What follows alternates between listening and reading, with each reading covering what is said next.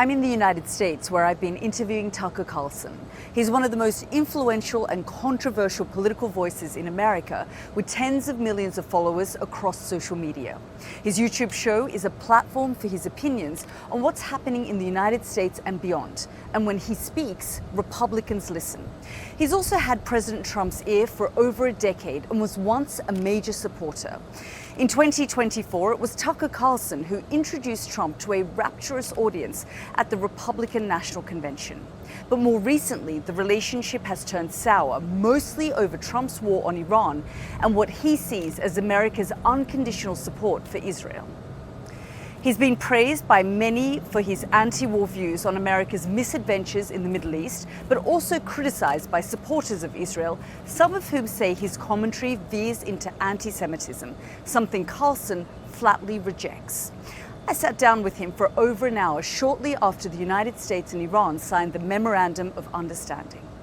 Well, I'm amazed by the new treaty at Versailles that was signed yesterday. I'm just amazed by it. In fact, when I first saw it, I thought it was fake. There's so much lying going on, as there is in any war, but particularly this one, that I just didn't believe it could be true for a bunch of different reasons. Obviously it's an admission of failure, of defeat of the United States by Iran, which is the world's 34th largest economy. So it's just a remarkable admission, but it signifies a movement of power from one sphere to another. But it also signifies a profound and I think permanent change in the relationship between the United States and Israel, which is something that I was never that interested in, but the last couple of years, and particularly since this war began in February, has been the focus of my attention because it's been the defining fact of America. And I think with this, that changes in ways that are, very hard to predict, but the outlines are pretty obvious. Like there's no going back to where we were after this for a bunch of different reasons. And after the president made a series of statements which were just shocking to me, hilarious because they're true, but amazing. I mean, the president of the United States stood up, I think in Europe at the G7 2 days ago and said, what, I like Bibi, nice guy, good partner, the caveats, but what he's doing in Lebanon is just brutal. It's just brutal. Blowing up apartment buildings because of drones. I mean, come on. I think we're going to hand control of the fight against Hezbollah to Jelani in Syria. Jelani? Now, without getting boring, as I know you know, Jelani was effectively installed a year and a half ago by the United States, Turkey, and Israel. They've never admitted that, though Trump just kind of did admit it, because Assad was unacceptable to Israel. Now he's living in Moscow in exile. Jelani is a former al-Qaeda leader. I've run into him a couple times in the Middle East. He's like 6'8". And even the Gulf states, who are not, huge on human rights, even they're like, I don't know, this guy's pretty brutal. Are we his ally now? I'm not here to endorse Jelani. I think it's shocking that we allowed an al-Qaeda leader to run Syria. We have troops in Syria, so we have a stake in this. So I don't know if this head chopper is less brutal than Netanyahu. I don't know, but I know Netanyahu, and not even Netanyahu, but his coalition. I think Netanyahu is actually one of the more moderate figures in his coalition. I don't think it's all Netanyahu at all. But I think someone like Ben-Gvir or Smotrich or a number of different cabinet ministers are, well, of course, bloodthirsty, but don't consider non-Israeli lives fully human. I mean, it's obvious by what they say. They've said that, and their laws now reflect it within the state. I grieve over that as someone who's liked Israel for a long time and been there a lot and has a number of Israeli friends who are totally reasonable, decent, good people. I grieve over what's happened to that country, but it's a stain on the conscience of the world. And so when Trump says that, he's absolutely right. You're bombing Beirut? You just stole southern Lebanon, south of the Litani River? You use the pretext of a war that you got us into to launch a new war with our money and our weapons designed to expand your territory? It gets so crazy. And no one and the rest of the world sees this, and even in the UK, where people have gone to jail for criticizing Israel, it's still much more normal for people to say this. Normal people, not anti-Semites or Nazis or crazies, but just like normal people. Like, what is this? In the US, that is not normal. I have not lived in a world where people felt free to say that or even really thought about it very much. We're so far away. is part of the problem. And the criticism of Israel traditionally came from like crazies, either anti-Semites or far left, anti-colonial type people. Just not people in my world, I never met anyone like that actually. Never had dinner with anyone like that. So mainstream criticism of Israeli policies, not of Jews or of Israel's right to exist or whatever, but just of like what they're doing and what we're paying for, that didn't exist in the United States, and now all of a sudden it does, and so I think the status quo is not sustainable. That's a massive change in American politics.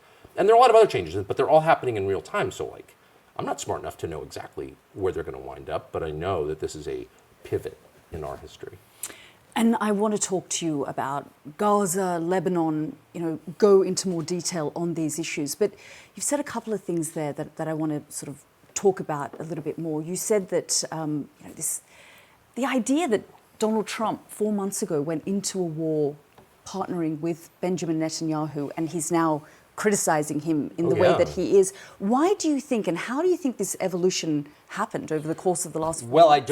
It's something that I've really meditated on for the past 110 days since it started, because I was so close to the process. I was talking to Trump all the time. I was in Washington 3 times in the last month talking to Trump about this, trying to argue against a regime change effort in Iran, because I thought it would be terrible for the United States. I thought it would be the end of American empire.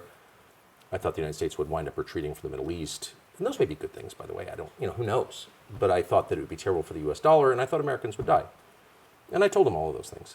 And he knew that those were risks, realistic risks, and he did it anyway. So I don't know why. There were no maybe Rubio secretly, but there were certainly no advisors loudly encouraging this around him. I don't think. Dan Kane, chairman of the Joint Chiefs, I don't think so. So, why did he do this? And I have a number of theories. I don't know if they're true, so I won't bore you with them. But he was certainly following the lead of Israel, as he said. I think Trump was he allowed himself to convince himself that killing the Ayatollah, the head of Shia Islam, would somehow collapse the country. RIC, or various intel agencies, told him that wasn't true. The Israelis told him it was true. When a couple of days in, it turned out to be totally false. I think he was enraged. He knew he was trapped. He knew that the American economy was at stake, the global economy was at stake, and I think he immediately blamed Netanyahu for it. Our Secretary of State went out and publicly said, we followed Israel into this war. Kind of a shocking thing to say. I think the Secretary of State said that at the urging of the president, who immediately, as he does, blamed someone else for his mistake. I do think Israel shares a lot of the blame for this. Of course they do. But fundamentally, it was Trump's decision. He's the president. And whether he works for others, and he clearly does, it's still his decision, and it's still his fault. And so his instinct always is to shift the blame, and he shifted it to Israel. And I think that's been brewing within him. And ultimately, he said this himself yesterday. He said, we're running out of oil. Our strategic petroleum reserve is at its lowest level since 1983. So, you can't draw it down too much because the caverns will collapse. So we're actually in a really perilous place. And the president himself said yesterday, we've got 4 weeks left, at which point you may not be able to buy gasoline. So, and I don't know, I think that's an overstatement, but it's, he's seen the models that show that we're going to endure severe and lasting economic damage, and so will the rest of the world, so will Asia, particularly Southeast Asia. This is going to cause a lot of problems if it continues. That's been obvious since day one. But I think it's an unavoidable fact now for him, and he had to get it, and we're also running out of weapons, so. Do you think then ultimately the last 4 months has made the United States weaker? Much weaker, of course, much weaker. Now, my view, and this is a view that I have come to in the last couple of years, just from traveling a lot, and it's an evolving view, so who knows how I'll feel when the facts come in a year from now, but I think we had an unsustainable empire that was not serving the interests of the republic, the country itself. And it cost too much. I think it degraded our politics. I think it sucked up the attention of our leaders, much more interested in defeating Islamic Jihad than in ending homelessness. That's a misalignment of goals and values. That can't continue. The population deeply resents it. And a lot of people have died. And our treasury has been drained by it. So what we were doing wasn't working. I hope the next iteration will be better for the United States. I'm American, fundamentally. But I know that that wasn't working. And at some point it was going to end. And if this is the point at which it ends, we can say, with some sadness, with some mixed feelings, the blue passport isn't as strong as it used to be. And that is sad as an American. On the other hand, we got out pretty easy compared to how it might have gone if we'd had a confrontation over Taiwan or something and lost, a pitched battle against... Or a war where you're dragged in for 20 years. Literally, not inconceivable. You could easily see that happening. And now I think it's less likely. I mean, who knows? We've got 60 days, by the way, to see this MOU become a treaty. An awful lot could happen. Israel's very threatened by this, and I don't think it's just hysteria to show some empathy for Israel. I think this is truly a disaster for Israel. I don't care that much, I think, but there are nice people and decent people in Israel, and so I feel sad in the face of all tragedy. But I do think they're staring down the barrel of a real threat for the first time in a long time. They have a long history of hyping threats and trying to, we're always the victim and all this stuff. But I think in this case, it's kind of real.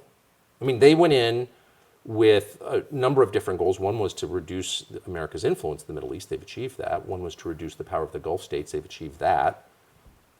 But the main goal was to take Iran off the table, to reduce it to civil war, and so they don't have to deal with it.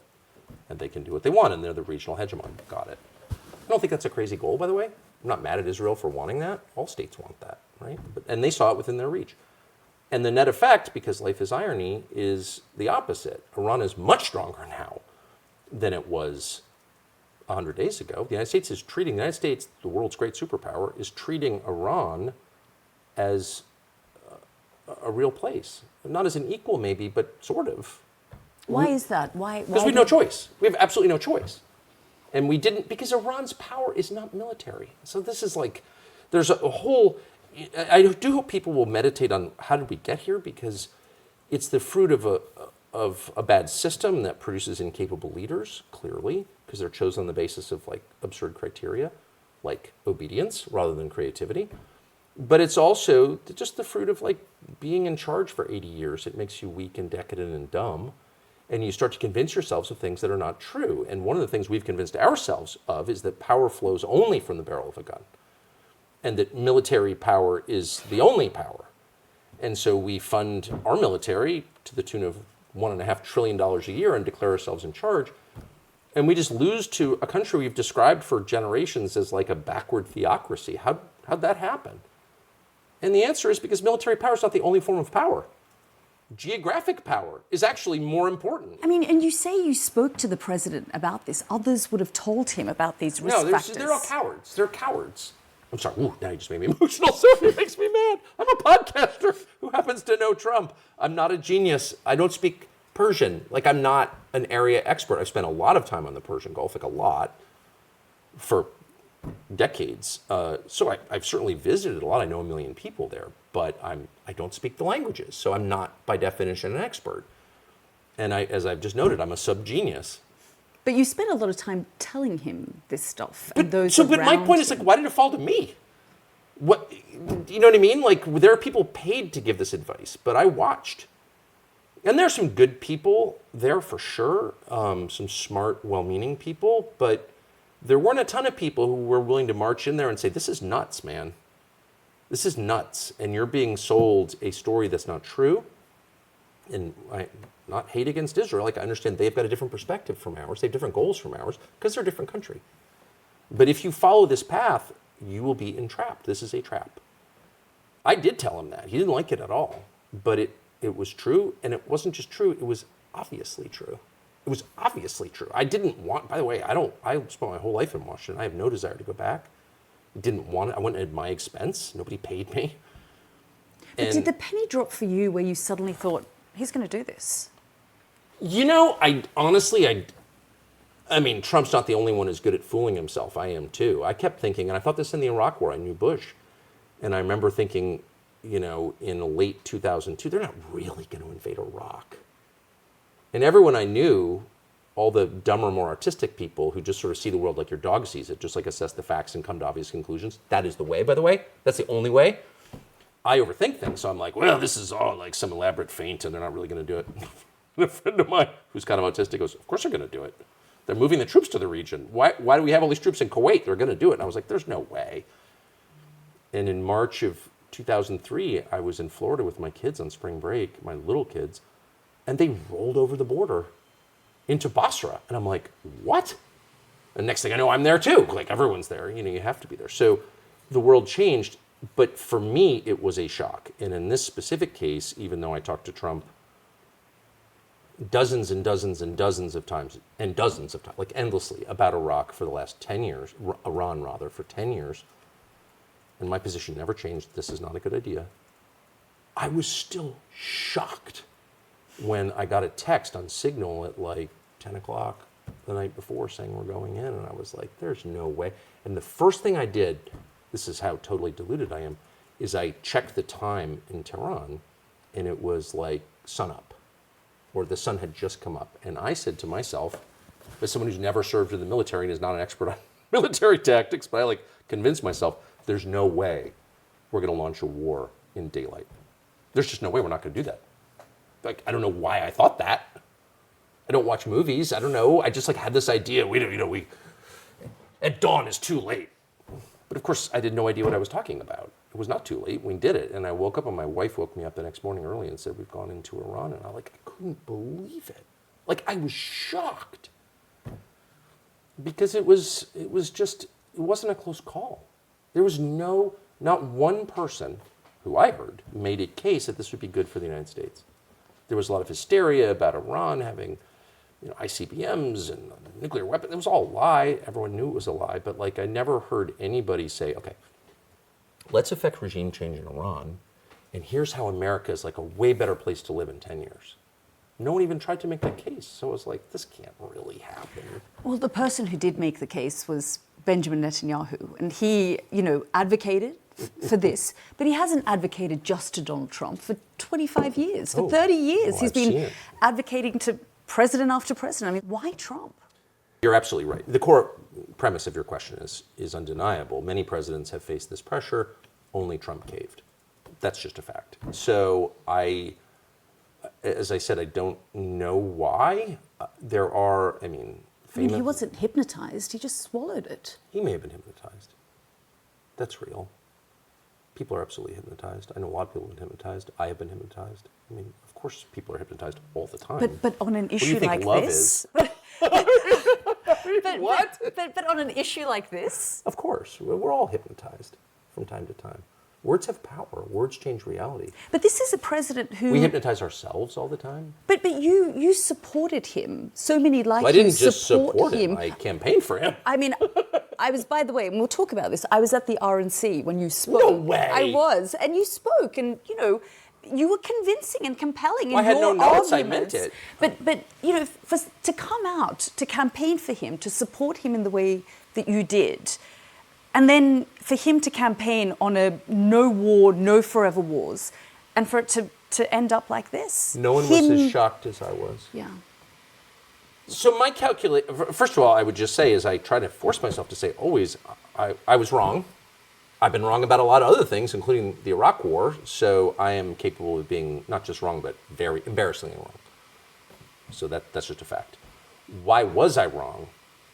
It's not like I didn't know Trump had flaws. I know Trump intimately. I know Trump really, really well. And I've always liked him, but I know what he's like. And so I was eyes wide open in some ways. But my calculation was, and it seemed obvious, that from my perspective, what the country needs is a choice. And the Republican Party and the Democratic Party are identical in their core assumptions about the economy and foreign policy, which is what matters. And I thought Trump was an option. Are you talking to Trump at the moment? No. You haven't spoken to him since? I've not. February 28th. I spoke to him the 27th. I haven't talked to him since. I don't hate him. I feel sorry for him. What he did is a catastrophe. He knew it would be. He did it anyway. So the question is why? I think it's really important to know, just as I think it's important to know who killed John Kennedy. It happened before I was born. I'm not a Democrat. I have no personal reason for needing to know that other than I've got a stake in the United States. I've got a bunch of kids. I hope the country continues. I sort of like our system. I would like to preserve it.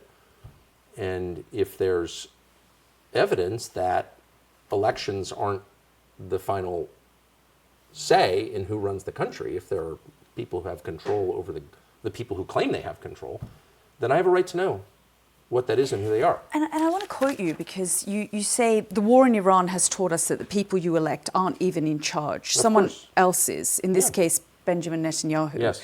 What are the long-term effects of a population understanding that voting doesn't make a difference? Exactly. I mean, I guess... It's scary. But I ask because Donald Trump has stopped this war now. And Benjamin Netanyahu, you have said in this interview, this is a dangerous moment for Israel. Big time. Benjamin Netanyahu is concerned. He has said, this is not my deal. This is not my ceasefire. I reserve the right to defy it if I need to. But that is Donald Trump in charge, right? I don't know if it's Trump in charge. I mean, he's certainly taking a different course than he did 110 days ago, for sure. Radically different. And he's blaming his failures on Netanyahu, which is predictable.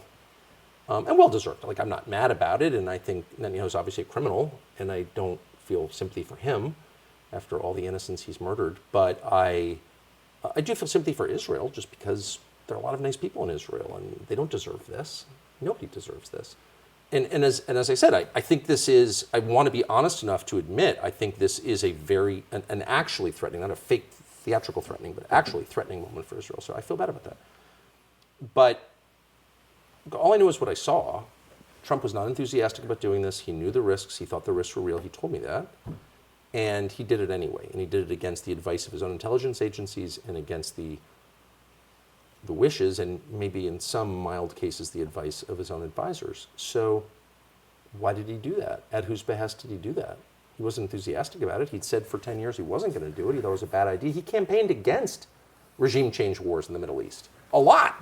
Not just parenthetically, but it was a central position. And it, so far as I could tell, having talked to him about it many, many, many times, I think it was heartfelt. So I don't know what to say. I mean, and people try and push you off the question by alleging hatred or bias or whatever. I just don't care. I don't feel that. I'm not a hater. I actually reject that whole way of thinking. I'm not an ethno-nationalist, unlike the Israelis and their unregistered foreign agents in the United States who are ethno-nationalists. I'm not. I believe in God, and I think that God created every single person and endowed every person with the same rights. We call them human rights because they attach to you as a human, not as a Muslim or Christian or Jew or Arab. Or it doesn't. You're a human being, therefore you have these rights. That's how I feel. So I believe in universal standards of behavior. So 4 months in, Supreme Leader assassinated, 120 children killed in a school. Disgusting. Over 1 million people displaced in Lebanon, thousands killed there. At the end of the day, even if you say that we're doing this because Benjamin Netanyahu advocated for it, Donald Trump, you believe, is responsible for all of that? Of course. He's the U.S. president. He's the U.S. president. I mean, and it's because of his weakness and fear, he wound up going along with a plan that diminished his country, destroyed his legacy, killed a bunch of people. I mean, the whole thing's a tragedy, without question. But I still think it's worth understanding the mechanics of how it happened. And I don't know why more people aren't curious about that. No, I feel so sad about it. There's no win for anybody, and Israel's loss is not my win at all. I don't ever gloat when I didn't gloat when Osama bin Laden got shot in front of his wife. Osama bin Laden was an evil man. Not rooting for Osama bin Laden, but I am never going to gloat over the death of another person because I am a person. And I guess another US president dragged into a war in the Middle East that they say they either didn't want to start or move away from. I mean, for me, it's, quite personal what happened in Afghanistan with Joe Biden and the shambolic way that they withdrew. And that for me was a defining moment for Joe Biden's presidency. It felt like the beginning of the end of his presidency. Do you think this war is the beginning of the end of Donald Trump? Of course it's the end. Of course it's the end. And I said this to him in February. I said what he already knew. I mean, Trump is smart, and I didn't tell Trump anything that he didn't know and understand. Trump is not a detail man. He mangles the details. He lies about the details, obviously. But he understands big picture politics as well, or certainly better than I do. And his instinct for people is remarkable. So he's a very talented person. You don't get to be president by accident. And he knew exactly what he was getting into. But I said to him, look, I knew Bush pretty well personally. And Bush had all kinds of plans when he got elected in 2000. I was there when he got elected. And he planned to reform Social Security and bring charitable choice. He had all these programs, theoretical programs, no one remembers the names of now. What's the Bush presidency about? It's about the Iraq War and the financial collapse of 2008. Those are its defining facts. And that will be you. It doesn't matter what else you close the border, all this stuff. No, you're the Iran war guy if you do this. But he knew that. Boy, did he know that. But he did it anyway. So I just think I'm a huge believer, that's why I became a journalist, in finding out what actually happened, being honest about it, and trying to learn obvious lessons from it. Are you worried that the United States, Donald Trump, will get dragged back into this war? Because there are a lot of people having a meltdown right now. I mean, the Ben Shapiros and the Who elevated Mark these Levines people? I mean, I think I'm just too old. I'm getting to that stage, every middle-aged man gets to a point where it's like, hey, get off my lawn, you kids, kind of thing. And I think I'm maybe getting there because, like, the idea that Mark Levin or Ben Shapiro or Ted Cruz or Lindsey Graham or any of these buffoons would have any influence over anything at all, including like what their wives are making for dinner, it's just crazy to me because they're so discredited. And I've just been there for the whole thing. I watched the whole thing. For 30 years I've watched this. And these are the people who got it wrong on every single occasion with massive consequences too, not just minor mistakes, but like mistakes that led to the deaths of millions of people and the grave diminishment of American power and standard of living and life expectancy. These are the wrongest people in our country. So like, really?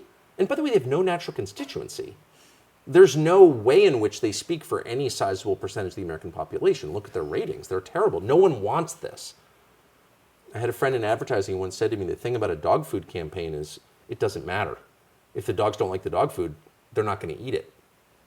It doesn't matter how much you spend on trying to convince their owners you should buy this dog food. They're not eating it. And they failed the dog food test. Like, nobody wants this crap. Who cares more about Hezbollah than about homelessness or gas prices or the drug epidemic, which no one's doing really anything about, or the fact that Mexican drug cartels control the American Southwest? That's not even mentioned. Like, we don't even care. Or they don't care. People who live in New Mexico care. So anyway, the whole worldview is so deranged and provably wrong and has been proven wrong that it was like, that's one of the reasons I didn't think this war would actually start. But do you think the lines are being drawn right now? Because we're seeing a lot of the vice president now coming out, defending this deal. He said fundamentally it was worth it. That's what he said yesterday or the day before to Megyn Kelly. And then, what was worth it? The deal? The war, the deal, it was worth it. Well, what are you going to say? It wasn't worth it. All these Americans died. It cost us tens, maybe hundreds of billions of dollars, and will cost more going forward. So, like, it's a tough pill to say it wasn't worth it. I mean, this was all pointless. Like, no one wants to hear that. No one wants to say that. No one wants to believe that. So I certainly give him a pass on that. But no, JD, I think the vice president has been very clear about his views. I don't think there's any world in which President JD Vance would have done this. There's literally no chance of that, I think. But he's the vice president. So one of his jobs is to support the president. And he's done, I think, a very good job of that. It's tough. Who'd want that assignment? But from what I know of JD Vance, and I know JD Vance, he's a really decent man, I will just say that. And I know that to be true. His view is, rather than, throwing up your hands and saying, I can't deal with this, I'm out, you violated my principles. His view is, if you're in a position of authority, you do your best to make the best of a bad situation. And he has done that. I know that he has done that since the very first day. And yep, he didn't choose this, but he's there. He's the vice president, and he's going to try to make it better. And this deal, while obviously an awful deal, an embarrassing, humiliating deal for the United States, is still better than what would have happened if we kept going. I think that's his view. That's certainly my view. I have no right to speak for him, but it's my sense is that's how he feels. And he's right. They've got 60 days to poison it. Will they? Well, they're going to try. And by they, I mean Israel. And that's, by the way, our fault. It's not their fault. I don't blame Israel for that. They're shafted. And you could say on the one hand, well, they deserve it. It's a criminal state that's committing genocide. Like, I don't weep for them. I get it. On the other hand, it's important to be honest. So I would say it's the fault of the U.S. Congress and successive administrations. But now, the United States is going to, in a meaningful way, begin to abandon Israel and stop backstopping it. At a pretty tough point, actually. I mean, again, this is genuine sympathy for Israel. It's like, we went along with their war against Iran, and then we decided the cost is too hard and we're pulling out. Now, they're not the first ally to have that experience with the United States government. Yeah. You could probably write a book on this as someone whose family's from Afghanistan, or all the many Vietnamese refugees in our country could do the same. It's like, we've done this before. Now we're doing it to Israel. And I think that they've figured that out because they're not stupid. And they're very keenly aware of their own interests. So they've got 60 days to get us back on board. I don't think they can do it, but I think they could do a lot of messy stuff in the next 2 months. That was Tucker Carlson on the Iran war, a conflict he believes will be the defining issue of Donald Trump's second term. Next, I wanted to ask him about the wider conflict in the Middle East and his outspoken position on the war in Gaza. Carlson has made it clear he believes genocide is being committed in Gaza. That's a view held by a United Nations Commission and several European nations. Israel and the United States, however, reject the claim. The issue has divided opinion here in the United States, but it is significant for such a prominent conservative voice to take such a strong stance. I was interested to know if he believes the US bears responsibility for what's happening in Gaza, and that's where I began the next part of our conversation. You've raised the war in Gaza a number of times throughout this interview, and you're very clear in your position on Gaza that it's unequivocally genocide. Yeah. You've also talked about the fact that the United States has provided a backstop for Israel for a lot of these conflicts and wars. So what is the United States' responsibility when it came to the war in Gaza? Profound. It's profound. The last administration, this administration, both of them allowed this, paid for it, ran cover for it. Israel's been criticized throughout Europe, throughout the world, really, for its behavior, fairly. And the United States has attacked any country in any international body, including the United Nations, who stands up and says, well, what is this? This is genocide. And we attack them. No, we've made this possible. The United States made this possible. And that's one of the reasons that the idea that like criticizing Israel's behavior is anti-Semitism is like insane. I'm not playing along with it. That position creates anti-Semitism, which I oppose. But it's also like, the truth is, and I just said, I'll say it again, this is largely the fault, big picture, of the U.S. government. The U.S. government has paid for this and allowed it, encouraged it for generations. And we should not be surprised that the end result is genocide. We shouldn't be surprised. Like, this has been coming for a long time. Israel has completely changed. I feel sorry for Israel, but the Israel that I first visited decades ago bears no resemblance to modern Israel. Is the United States complicit? Of course, we paid for it. We made excuses for it. We made it possible, and there are weapons. Obviously, of course we're complicit. That's one of the reasons I'm upset by it. That's my country. These are my tax dollars. This is my reputation. This is the moral authority of the nation that my ancestors built. So yes, I feel very implicated in this and enraged by it, and not primarily enraged at the Israelis, who I think are delusional for a bunch of different reasons. I don't think that's an Israeli-specific phenomenon. We felt a little bit of that after 9/11, when people bought the lies about there were many lies about 9/11, but the net result was to convince Americans that they were under siege from global Islam, that there were a billion people trying to kill them. I felt this way myself. And many times I said on television, the problem is Islam, the problem is Muslims. Like, they all want to kill us. They're all crazy. They're all in this lunatic suicide cult created by Muhammad in the 7th century. And I believed that. I was hysterical. I believed that. Now, that's not true. Nothing about that is true. But I believed it. So it's a little harder for me to judge Israelis when they're like, every Arab, Christian or Muslim, it doesn't matter. Arabs are by definition committed to the extermination of Jews, and we must kill them before they kill us. Like, they believe that. I think people are capable, I know because I have felt it myself, are capable of believing things like that, but they're deranged. And when you do believe something like that, what you need is a clear thinking adult to correct you, just as your children need it when they go crazy, which they do. And your job as the parents to be like, no, that's actually not real. Settle down. They're universal standards that apply to everybody. Some people are bad, some people are good. That's true of all people, including you. So settle down. I've had this talk with my own children, I'm sure you have too, and we should have that talk with Israel, but we haven't. Because of blackmail and threats and weakness, there are a lot of reasons why Israel has been able to control the United States for decades, but it almost doesn't matter what they are. It's ending, and I hope that we can restore, I hope that the people responsible for the genocide in the US and Israel are punished. They will be, I'm confident of that. After that, I hope that we can have a normal relationship with Israel. An allied relationship with Israel, a happy, normal, healthy relationship with Israel, not a master-slave relationship with Israel. That doesn't work. This is all very bleak. Tucker. It's not bleak, it's good. It's good. It's good. Look, crimes will be punished in this life or the next, but the one thing we know is that justice exists. It's a physical, it's a natural reality that we have no control over. When you do something, all is revealed in the end, period.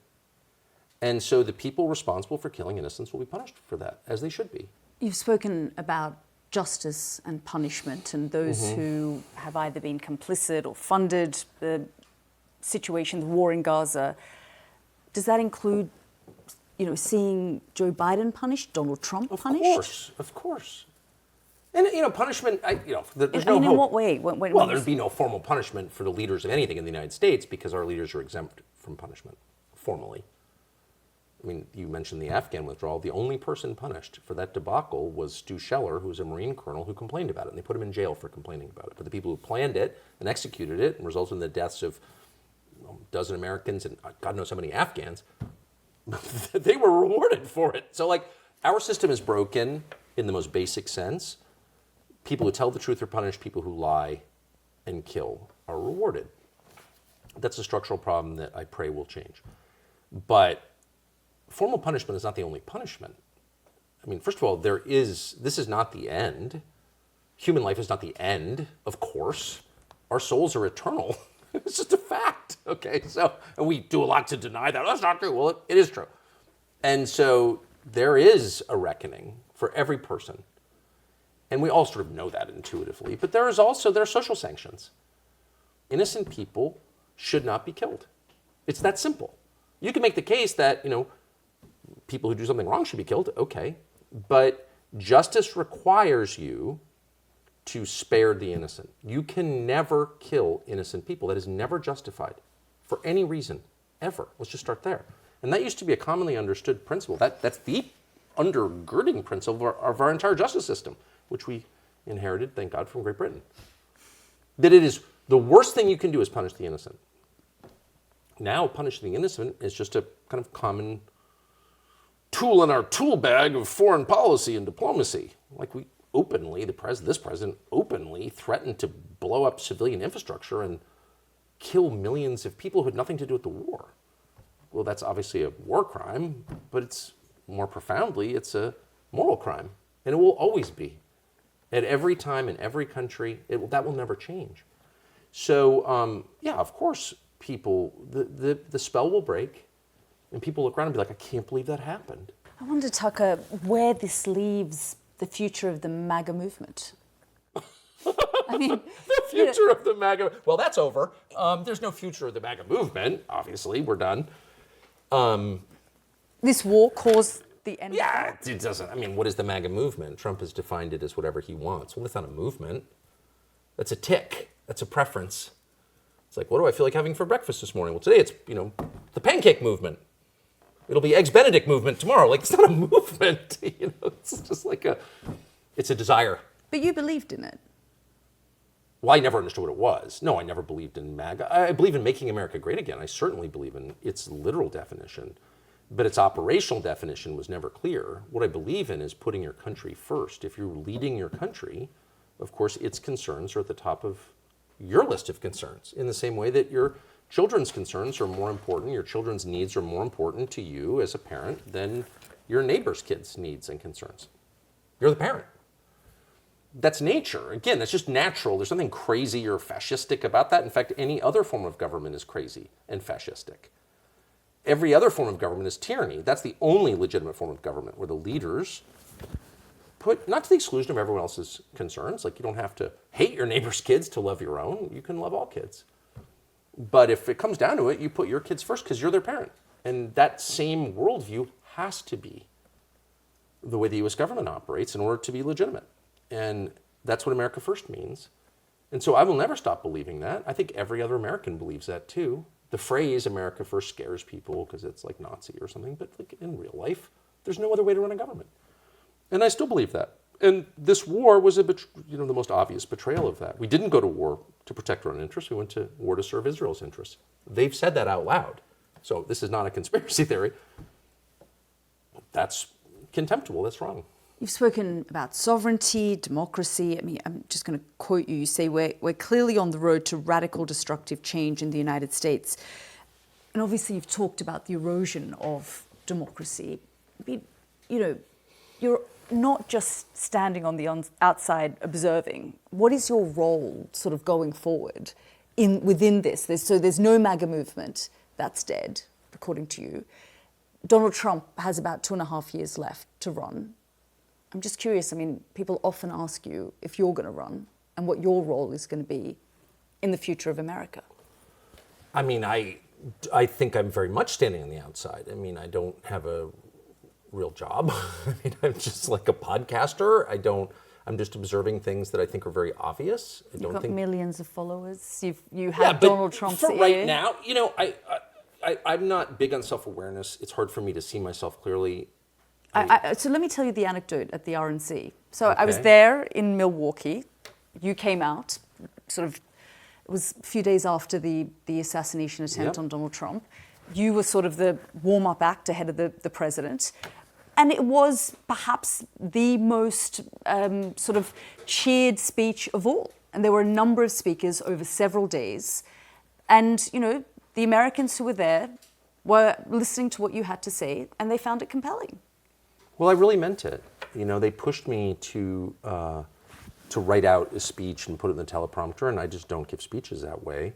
I say a prayer and just start talking, which I think is a much better way and it's easier, by the way. It's hard to read a speech. I'm not very good at it. But it also guarantees that you say what you really think because it just emerges. And I really believed it. I mean, I'm not paid to be there. I went there at my own expense. I really believed it. I thought Trump was the option. And I think at the time he was. And then something, again, I just keep getting back to the same thing. I'm not going to theorize about what actually happened, but something happened. And we have an obligation to understand if we're going to preserve what I think is fundamentally a pretty good system where the people have a stake in their government. Because what's the option? What's my role in this? I'm kind of doing it right now. I mean, I can tell you this. I would never vote for anyone connected to the modern iteration of the Republican Party. And I hate to say that. I voted Republican to the extent I've voted, which is not that much, but I've always been on the Republican side, always, my whole life. My parents were, worked for the government, and Republican voters, Trump voters, are my favorite people. I think they're the best people in America. They're the nicest. They believe in the system. They're orderly, they're law-abiding, they're kind. I mean, not all of them, but in general, they're the best people in the country. But the leadership of the Republican Party is completely out of control, completely out of control. And I just would never support anything like that. And of course, the Democratic Party is just no values in common, so I would not support that either. So I do think there has to be an option to Would this. you run? That's literally the last thing I think I would want to do, that I'm suited for. I just don't think I'm a natural politician. Donald Trump wasn't. Yeah, Trump had a couple of qualities I don't know that I have. I mean, there's a lot of qualities I don't think I have, but one in particular, man, that guy's tough. He's really tough. He's weak, on the other hand. Obviously, he got pushed into a ridiculous war. But on another level, he's really a tough man. Whatever you think about what happened at Butler, he really was shot in the ear. The man behind him was killed by the bullet. So that actually happened. You get shot and you stand up and that can't be rehearsed. I know there's a lot of theories about it. It's all a setup. Come on now. I mean, I talked to him that night. I called him that night that he was shot, and he was fine. I mean, he's tough. And you have to be tough. They go after your family. They've already gone after my family in a very big way, and I find it so upsetting I can barely focus. I love my family. They didn't sign up for this, you know? So the idea that you could take that level, that your children could be targeted, and his have been targeted with like potential prison sentences on fake charges, and then keep going? I mean, I don't know, man. But it's not a hard no. Well, it's a hard no as of now. Yeah, I mean, I don't have any desire. I don't know that I would be willing to trade the safety and happiness of my family for that. What about would you think about, you know, a campaign with and running alongside a JD Vance? I would think about, well, I've said it a million times, it hasn't helped him much, but I really love JD and know him well, and I think he's a genuinely decent person whose values are ordered correctly. I think JD cares about his wife, God, his wife, his children, his nation. I mean, I know that. So, you know, I love that there's a decent person in politics. There aren't many at all. There's not one hand worth that I know personally. So, yeah, I mean, I'm always rooting for JD. I think it's, you know, who knows? Like, we're talking 24 hours after Trump has, like, done a 180 on this stuff, and I agree with what he's done, though I'm sad about it. So, but who knows what Trump has in store for the next 2.5 years, assuming he serves it out? I don't know. Who knows? I mean, God only knows, right? I mean, but could we ever see a President Tucker? I mean, who'd not? I mean, I'm not a big hider of, like, my desires. I can't stop talking. I can't stop, like, saying what I think and revealing. If I wanted to be president, I think it'd be really obvious. Like, I don't at all. But I am worried. I want someone to provide an option. So what is clearly going to happen is underneath all of the foreign policy questions are the ones that are even more important and resonant, which are economic questions. And, you know, the average home price in over 100 cities for a starter home is over $1 million right now. That's like, you can't have kids in that environment. People don't feel like the system is fair. It's not fair. That system can't continue. And so what's going to happen is you're going to have a massive reaction to that system. And some demagogue is going to show up and basically give us, like, the most destructive form of socialism. You're going to see economic populism that's not rebalancing. It's just making leaders and politicians more powerful. I don't want that. So, I don't know. How do you pull back from this totally lopsided economy where the worst people in America become billionaires and everyone else withers? How do you pull back to just like a reasonable vision of meritocracy where, like, people who work hard and do the right thing get rewarded? I don't know. That is the actual. It's easy not to, like, have a regime change war with Iran. Just don't do it, Dumbo. But how do you fix generations of lies about our economy, that we have a free market capitalist system? No, we don't. This is like some grotesque monopoly-based system that's really destructive. And most of our problems flow from that system. So anyway, I don't know, but I'm worried you're going to have a stupid, hateful demagogue leverage the totally legitimate economic frustrations of the country to institute something that's really, really bad. And that's race-based. I mean, the other thing that we struggle with in the United States is hatred of whites. I don't even know where that comes from. Let's talk about anti-Semitism. Well, hatred of whites, discrimination against whites is, like, encoded in our laws. You know, it's like, what? My vision's really simple. You're not judged by the color of your skin, your ethnic background, what your parents did. That's bonkers. That's blood guilt. It's group punishment. We reject that. It's inherently unjust. And you treat people on the basis of how they behave. And that is the main thing we need to fix. And that should be true in our economy, too. It doesn't matter whether you know the undersecretary of whatever at the Department of Commerce. Like, everyone has an equal shot to make it in our society. Next, I wanted to switch the conversation to Britain, where increasingly right-wing commentators in the US are turning their attention and anger towards. Tucker Carlson has been a vocal critic of Britain's immigration policy, its economy, and its influence in world affairs.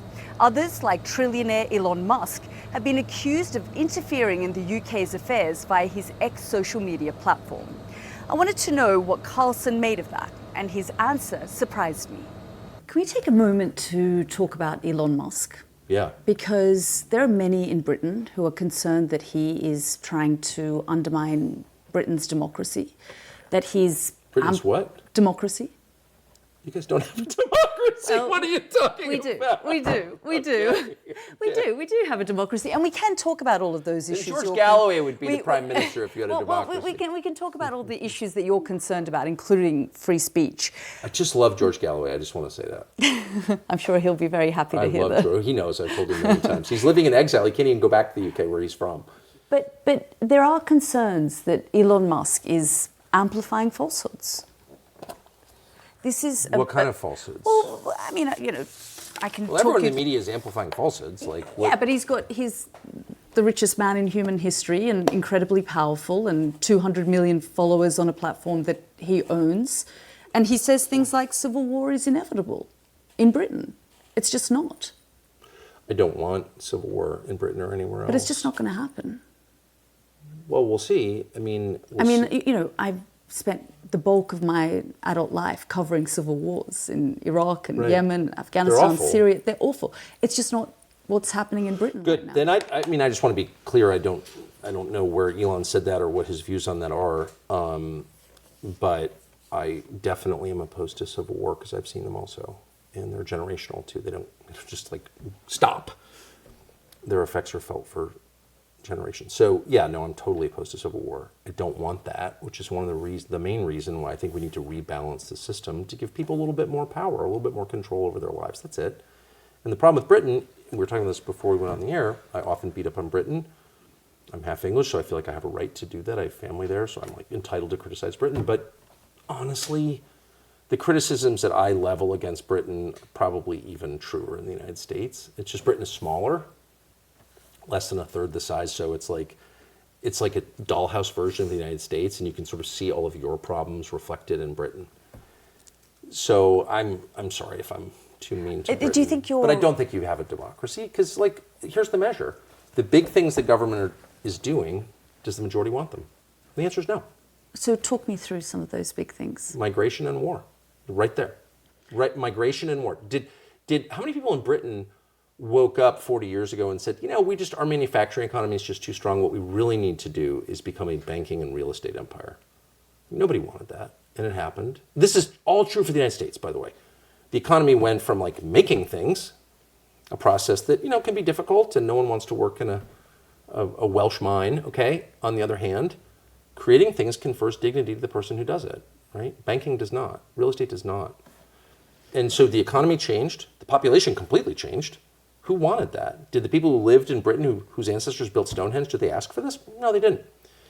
Did most Britons want to go to war in Iraq or Syria or Libya or all the other colonial adventures they've been dragged along by the United States to participate in? No, they didn't.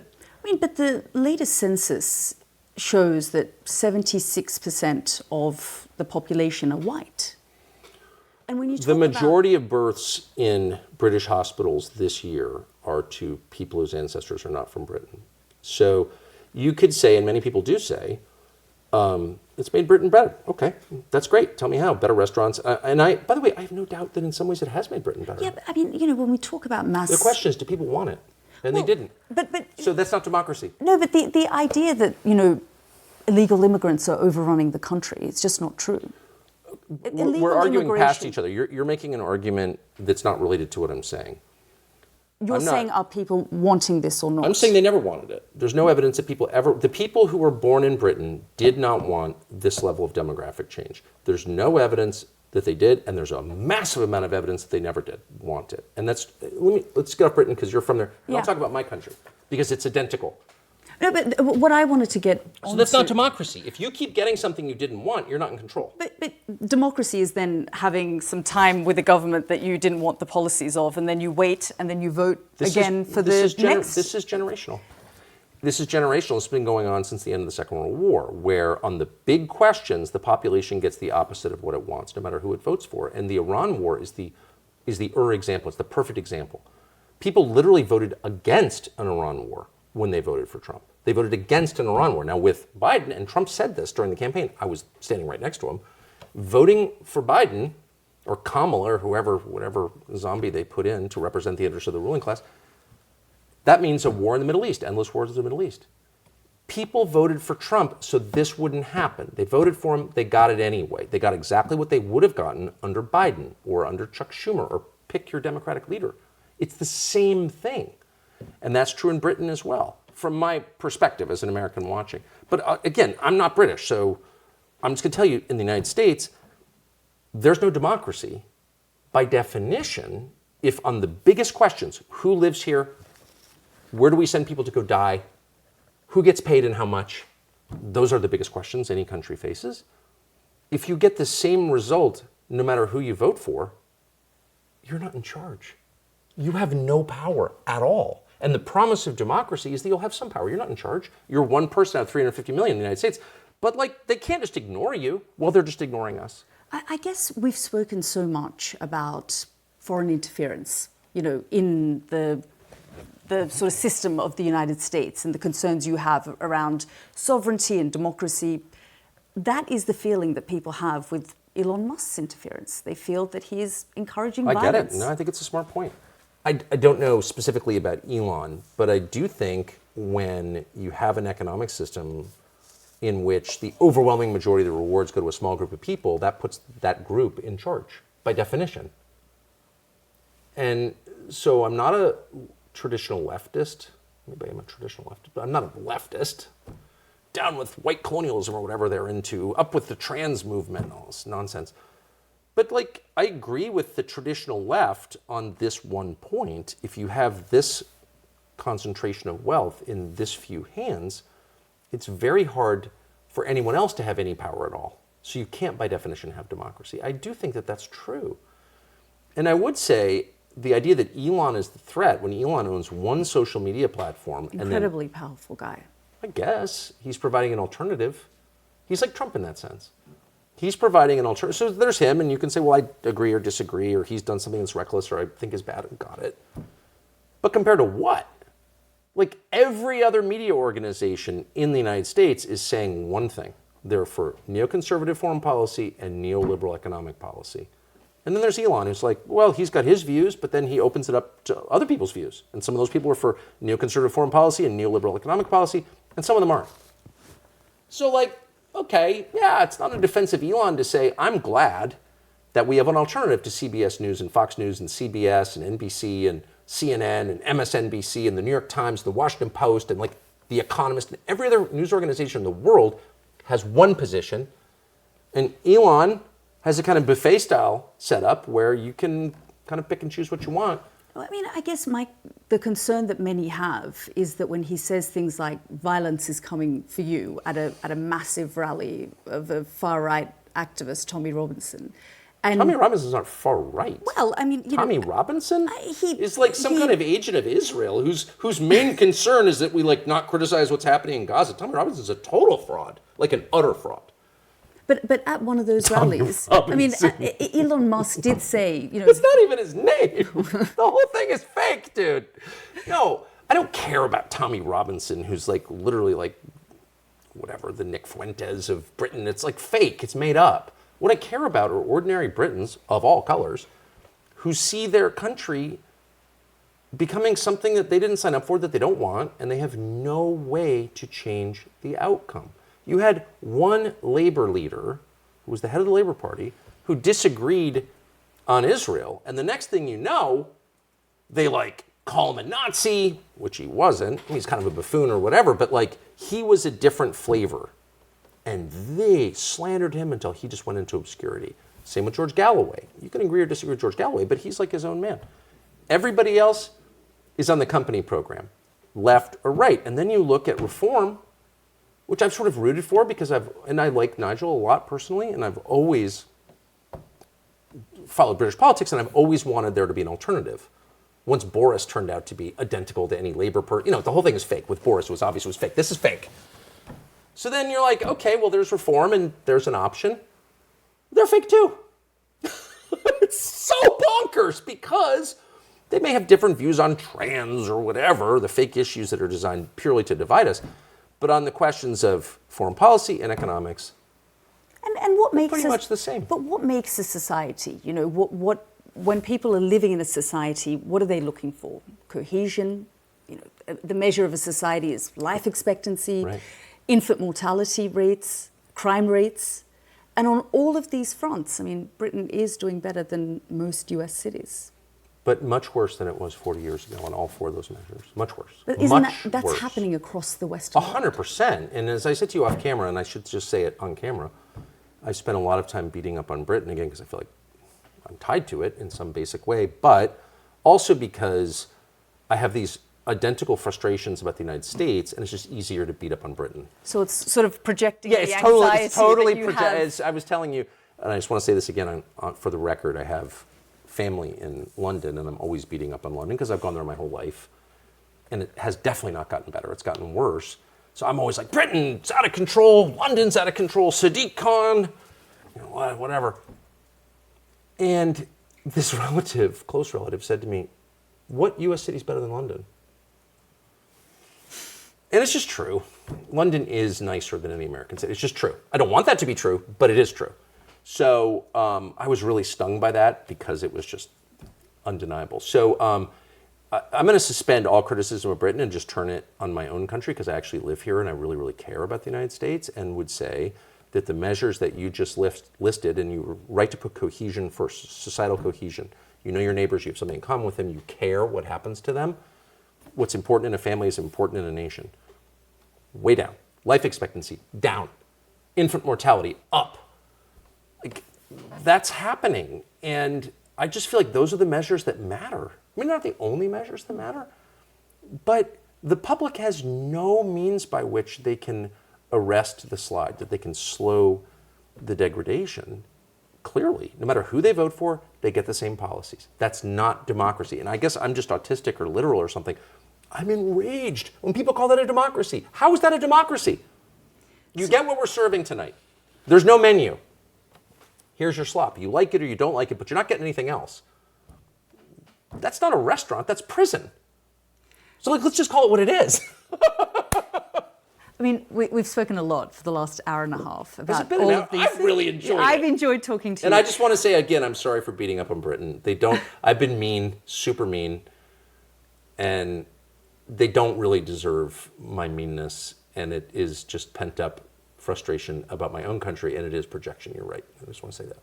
Where is your country going now? Where do you think, what is the direction of travel now? Well, of course I don't know. I have a very bad track record of predicting the future, but my overwhelming sense is that the current order is fracturing. It didn't work. So that's the good news. It didn't work. And so if something doesn't work, you probably should stop doing it. And I think we are going to stop doing it. And by order, I mean the idea that America runs the world and we're good at it and we're getting something from our empire. That's all a lie.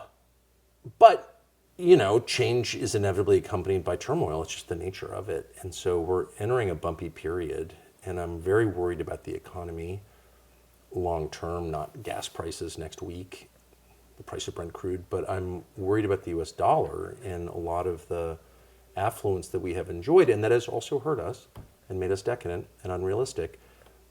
A lot of that, most of it, the overwhelming majority of that is the result of dollar dominance.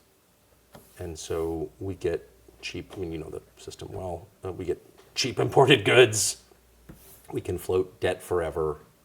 We have a lot of advantages that we're not even aware that we have. And at some point those will end, and I hope it's a kind of gradual tapering off that we can metabolize, but it might not be. But it's happening. And so I'm definitely concerned about that. I'm concerned about the transition from one system to another, the post-war order, which I think worked for a while, and there are good things about it, but it increasingly became fake. And so we're going to get another order, and I'm always hoping for the best, and I'm always optimistic about it, but I also know that, there will be hard landings, I think. Tucker Carlson, thank you so much. Oh, that was was so fun.